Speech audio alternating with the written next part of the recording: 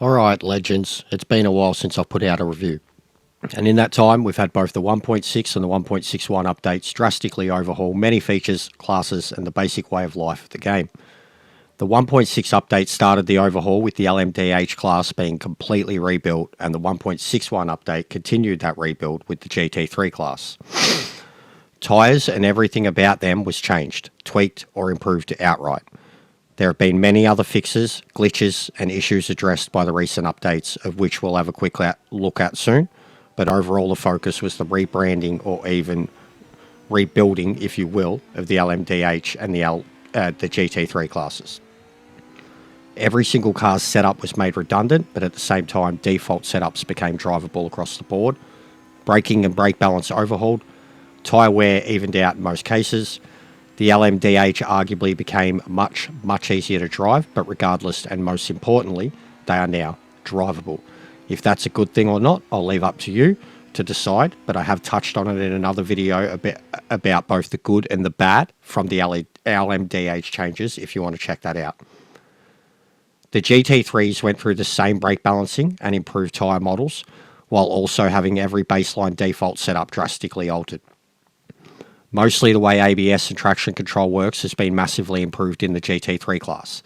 It is much easier now to drive every single one of these cars without a setup and have a good time. The biggest change, and essentially the main reason the GT3 class is instantly overhauled, is that the hard tyres are now the stock standard and only available option for this class. This is a game changer and instantly puts this class on notice. It wipes the board of the previous meta cars. Previous to the update, there was a horrible meta problem in the GT3 category, and majority of it come down to tyre wear. The meta car in this case, being the Audi R8, could simply run 10 to 15 to 20 laps on softs, and cars like the Lambo and Corvette definitely couldn't. So now with all the balancing adjustments, ABS, TC, and removal of the softs and medium compounds, this group has almost instantly become the best and most balanced group in the game. Although there is already new obvious meta, what racing game doesn't have these juggling issues every update? Alright, so speaking of the update, this is straight from the horse's mouth. The primary focus of this update is a substantial evolution of the GT3 tyre model. The work brings GT3 cars closer to their intended driving behaviour, with more accurate slip and grip angles, clearer feedback at the limit, and a far more natural transition between grip and loss of traction. The goal is to deliver a more believable, consistent, and accurate driving experience, particularly when pushing at race pace.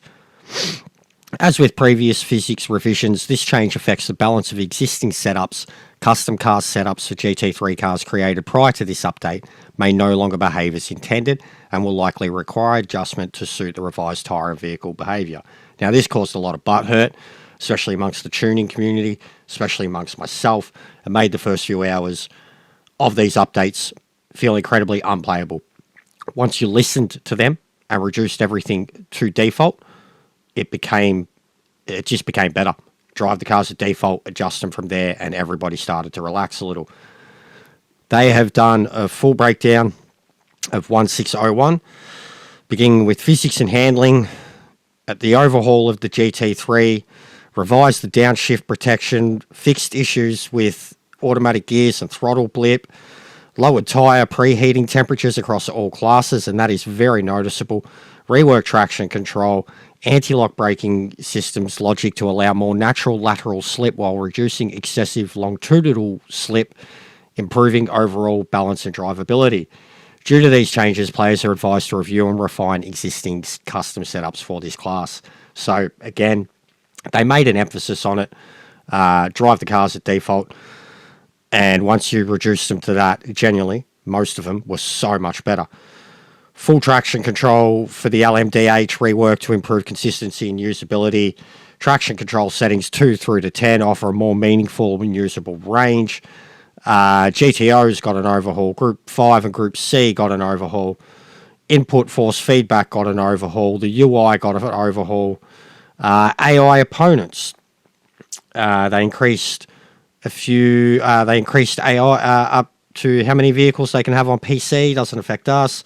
improved racing line behavior across multiple circuits, tracks and environments, adjusted track penalty trigger zones. And I've definitely noticed this. There's a lot of tracks I still haven't really tested Zolder, but Monza for one, Nürburgring is another. Not picking up penalties anymore, much better. They have done a lot, basically. Since its launch in late November 25, it's undergone numerous significant updates that have steadily improved the core experience from handling physics to stability, AI behavior, and online multiplayer. Alright, so since release, the game has done core physics and handling enhancements. Probably the most impactful area of progress has been in the driving dynamics and physics simulation. They have done tyre and handling revisions. A major GT3 tyre model overhaul was introduced, tightening up slip and grip behaviour, giving more predictable feedback at the limit, something strongly requested by the community. Earlier updates similarly improved tyre behaviour for GT4 and other classes. LMDH and brake balance. The LMDH class received a substantial physics tune-up, including a shift of the default brake bias closer to a realistic 50-50, updated tyre grip behaviour for better predictability, general physics and stability, continuous tweaks to collision handling, transmission and driveline behaviour, improved stability, reduced odd inconsistencies in vehicle behaviours. AI improvements. At launch, many players criticised the game for the driver's reckless situational awareness and behaviour. Updates have greatly improved this. AI braking, logic, throttle response, understeer, oversteer handling were all refined. AI opponents now make better decisions on track position and more consistent racecraft overall. Increased grid capacities for AI cars in some events. More on that in career events later on. The penalty system and race awareness tools. The initial penalty and track limit systems were a major pain point post-launch, but recent patches improved these systems. Updated penalty detection now requires all four wheels off-track before enforcing off-track penalties. The radar system was added, giving players an important tool for spatial awareness in multiplayer racing. Career mode, weather, and game flow. Several updates expanded and polished the offline experience. Career events now include weather seasons, time of day changes, adding a variety in strategy considerations to races. Default session timers and career structure were refined for better pacing. Now, when you go into the mods that have also been added by so many amazing members of the community, this is a game changer. Some of the stuff that we have here, some of the stuff that we've shot, I have genuinely never experienced. Weather and variable weather and day to night cycles or anything like it in any other game on console. It truly is a game changer. The visuals, performance and stability massively updated every single update. Although not a headline feature, the engine and presentation improvements have a big impact on overall quality. The performance optimizations, frame rate increase, visual fixes such as better reflections, shadow handling, cockpit exposure, numerous stability fixes, input force feedback and hardware support. Overall impact, taken together, these updates have turned Project Motor Racing from a mixed review launch title into a much more polished sim racing experience. Players now enjoy more believable car dynamics and tyre feedback, more competent AI, active tools for multiplayer awareness, more robust career and race systems, the broad stability and performance improvements.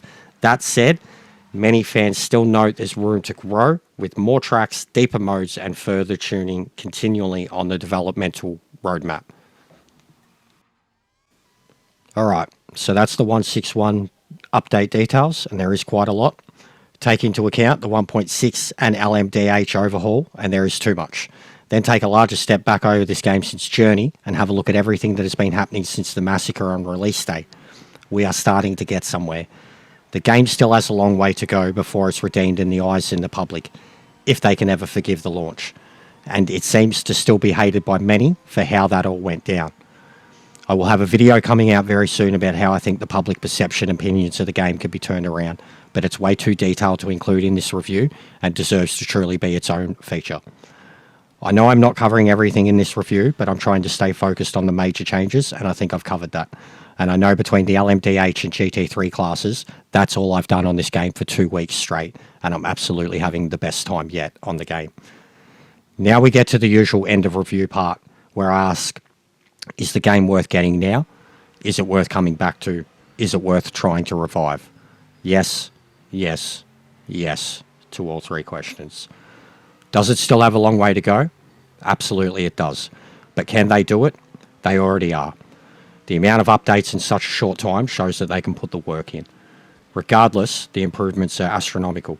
And most importantly, still the main reason I play this game and have now clocked up over 600 hours of gameplay, it's because it's the best feeling I've ever had on a wheel on any console game ever. So that's it. That's my thoughts. Now I'm going to leave you guys with some awesome footage that we've shot over the last few weeks. Have fun. Leave a like. Drop a sub. Let me know what you guys think. There'll be more to come. Wowee. Okay.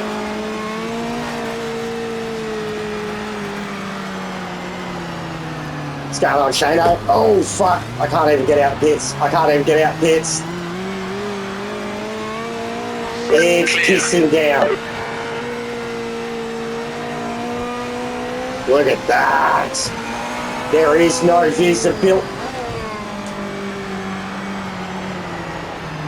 Oh my god. Oh my god. Oh my god. Oh, I can't see it. What the fuck? No! No! That's weird! What is happening? I can't see a thing!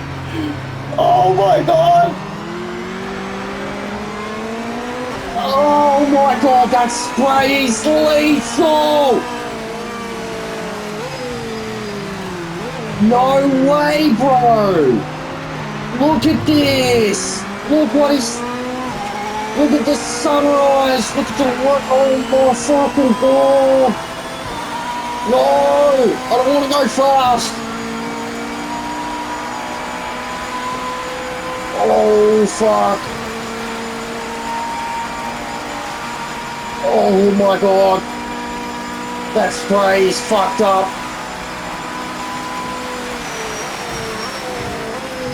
Oh no! Oh!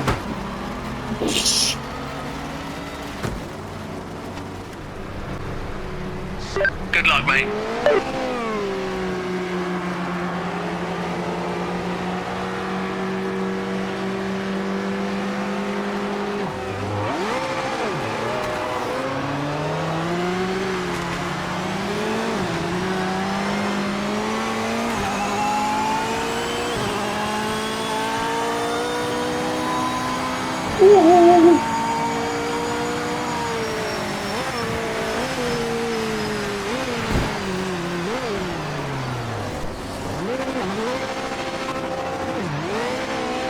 Got no front end.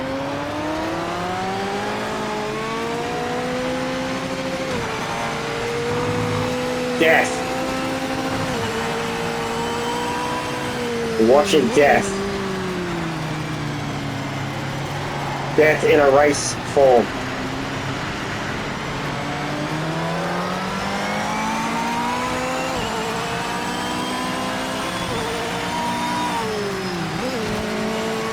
Jesus Christ.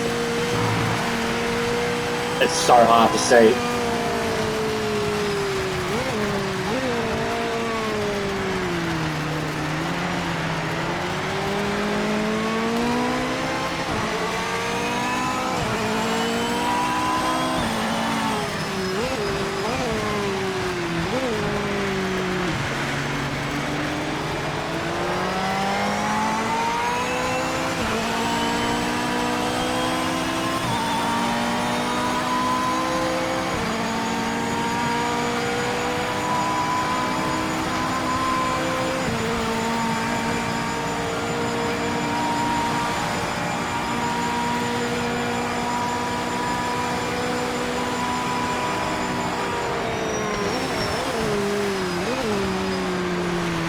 Seen that?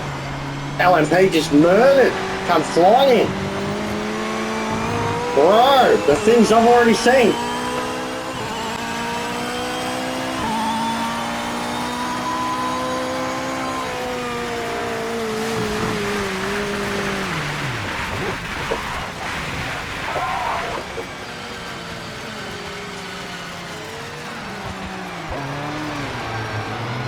I just did that. I just did that. I just did that.